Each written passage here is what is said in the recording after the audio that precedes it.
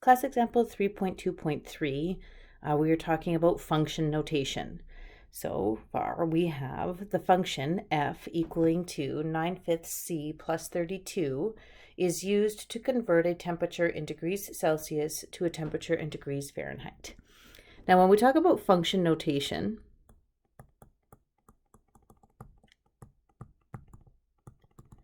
a lot of students get very confused with the idea of function notation and multiplications, and I understand why.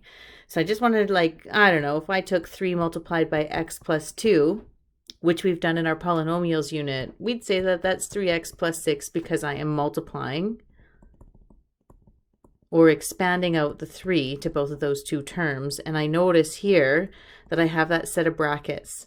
Even if I did something like 3 times 5, right? If I have 3 times 5 like this, I can rewrite this as 3 multiplied by 5. Sometimes I write a dot with them, 3 times 5. But all of these things are products. They're multiplications, right? And so we sometimes get function notation confused with this idea of a set of brackets always representing multiplication. So we have to be careful with this. In function notation, we usually use f and x. F for function and x because that's our usual variable. And then we have some sort of function. Let's just call it, I don't know, 3 times 2x or x plus 2. Okay. So a lot of the time students say, okay, well, I see that there's a set of brackets here, so I'm going to multiply them. But that's actually not the case. This is simply saying that this is the function, whatever it happens to be, and I am trying to find my input. Or maybe I'm given my input, and at the end of the day, I'm going to get my output.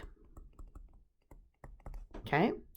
So when I have a small f, or sometimes it's a capital F, sometimes we use h, we use all different types of variables, but function notation is not the same thing as multiplying things out, even though it looks very similar. What we are trying to say is that whatever's inside that set of brackets is going to be the input. Okay?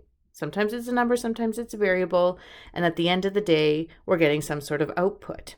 So in this particular question, I have f is equaling to 9/5 multiplied by c plus 32. Now we know that input is usually associated with x values, which is in the domain, okay, and that our output is usually associated with y values, and that'll be our range. In this particular case, we have f and c, so our input here, right, is the variable that we are going to say I'm controlling. So in degrees Celsius, if I have 30 degrees Celsius, I would put my 30 in here. I could figure out what my output is. And our range, or in other words, our output, is what it's going to be equaling to. So in this particular case, our output is going to be associated with F for Fahrenheit.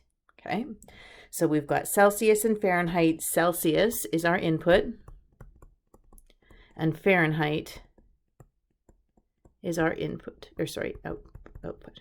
Celsius, input, Fahrenheit, output. Okay, so if I am trying to write this in function notation, I am going to say my function, whatever happens to be my function, we'll use this nice capital F here, okay? And my input happens to equal to the variable c, is going to equal to 9/5 times that c plus 32. So this is the multiplication part right here. This is the function notation, okay? So now when I look at this question B here and it says determine f at 25, I can see that 25 is right next to our function. We called it a capital F only because there was a capital F here. We could have put a small f and that's fine too. But in order to find the Fahrenheit, I have to input a Celsius into this equation, okay? Okay, so for question B, I'm trying to determine the Fahrenheit when my input is 25 degrees Celsius. So I'm going to rewrite this into my formula. I've got 9/5. I am now multiplying it by 25, and I'm going to add 32. Do you see how confusing this is? Am I taking f and multiplying it by 25, or am I taking 9/5 and multiplying it by 25? Okay. When I have a letter like this in function notation and an input like this, we do not multiply.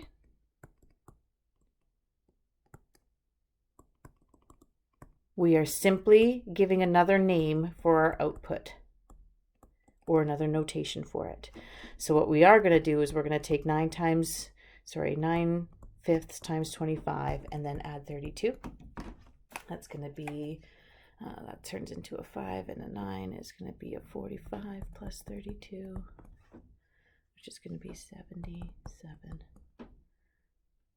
degrees Fahrenheit.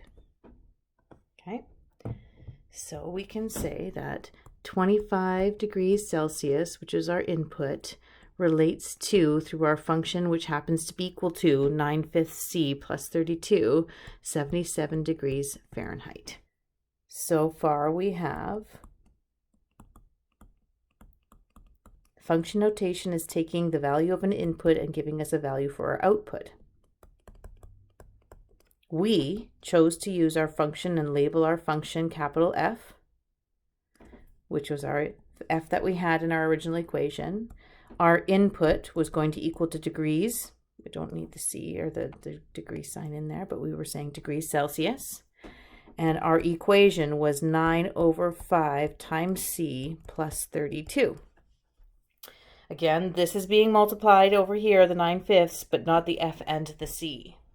So we first looked at the function at 25 degrees. Oopsies, not 250. 25 degrees. Okay. 25 degrees was going to be in Celsius and it was in our input. Okay. Next, we're trying to determine the degrees Celsius when I have Fahrenheit of 100 degrees. So I'm going to put 100 degrees Fahrenheit, but notice this F here. Okay. There's no set of brackets next to it like there was when we were talking about the input. This happens to be the output. Okay, so it's actually the Fahrenheit themselves. So if I was to go back to our normal formula, I would put F as 100 and then I would go ahead. This time we are going to put 100 degrees in here in for our, what happens to the function when I look at my Celsius. This time I want to find out what that Celsius is, so I have to reverse my operation. So I'm going to take 100 first and minus 32. So I'm going to do opposite operations and get that C by itself. I get 68 is equaling to 9/5 times C. I'm going to multiply it by 5, divide by 9, and I end up getting 38, it's 37.7777, but 38 degrees Celsius for my C. So we reverse that option here. This was the input given. This was the output given.